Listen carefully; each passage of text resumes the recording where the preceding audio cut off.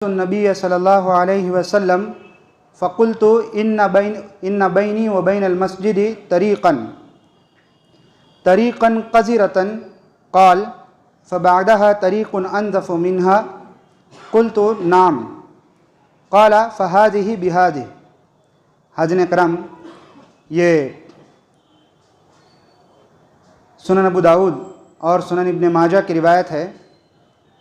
बनु अब्दुल अशहल की एक औरत ने नबी करीम सल्लल्लाहु अलैहि वसल्लम से सवाल पूछा कि इन्ना बैनी व बैनल मस्जिद तरीक़न क़ज़िरतन, हमारे घर से मस्जिद का जो रास्ता है उसमें रास्ते का बाज़ हिस्सा गंदा भी है, यानी कि अगर उस रास्ते से हम चल कर आएंगे तो हमारे जूतों में गंदगी लग जाती है। क़ाल, अल्लाह के नबी सल्लल्लाहु अलैहि वसल्लम ने पूछा, फ़बअदहा तरीक़ुन अनज़फ़ु मिन्हा, क्या उस रास्ते का जो हिस्सा गंदा है उसके बाद साफ़ हिस्सा भी आता है? क़ुल्तु, वो कहती हैं, नाम, मैंने अल्लाह के नबी सल्लल्लाहु अलैहि वसल्लम से कहा कि हाँ,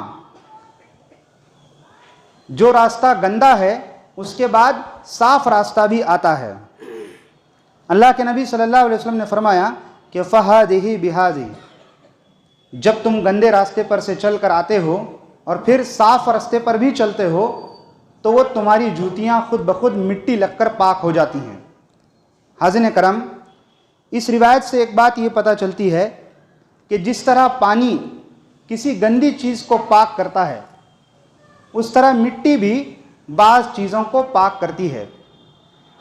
और दूसरी चीज़ ये पता चली कि जिस मिट्टी से पाक किया जा रहा है वो मिट्टी भी पाक होना चाहिए।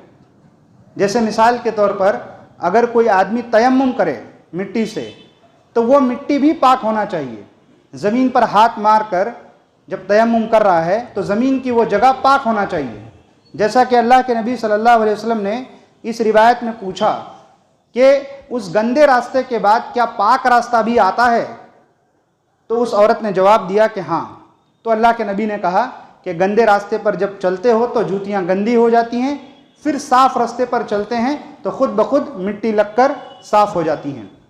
आखिर में अल्लाह तबारक व तआला से दुआ है, अल्लाह ताला हम तमाम को सुन्नत के मुताबिक पाकी हासिल करने की तौफीक अता फ़रमाए। आमीन।